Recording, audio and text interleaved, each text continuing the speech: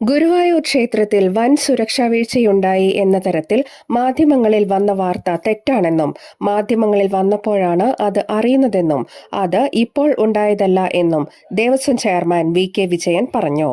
പൂന്താനം ദിനത്തോടനുബന്ധിച്ച് ജ്ഞാനപ്പാന പുരസ്കാരം പ്രഖ്യാപിച്ച് അത് സമർപ്പണ ചടങ്ങിൽ ദേവസ്വം മന്ത്രി വാസവൻ പങ്കെടുക്കുമെന്ന് അറിയിക്കാൻ വിളിച്ച പത്രസമ്മേളനത്തിൽ മാധ്യമപ്രവർത്തകരുടെ ചോദ്യത്തിന് മറുപടി പറയുകയായിരുന്നു ദേവസ്വം ചെയർമാൻ വി.കെ. വിജയൻ.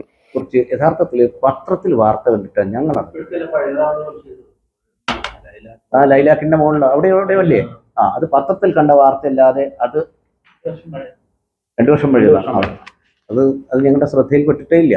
അങ്ങനെ പത്രത്തിൽ വാർത്ത കാണുമ്പോഴേ ഇങ്ങനെയോ. പക്ഷെ അന്ന് ലൈലാക്കില്ല അല്ലേ? ക്ഷേത്രത്തിന് മുകളിലൂടെ ഡ്രോൺ പറത്തി സ്വകാര്യ ലോഡ്ജിന്റെ പരസ്യപ്രചരണം ചിത്രീകരണം നടത്തി ഗുരുവായൂർ ക്ഷേത്രത്തിൽ വൻ സുരക്ഷാ വീഴ്ചയുണ്ടായി എന്നതായിരുന്നു വാർത്ത.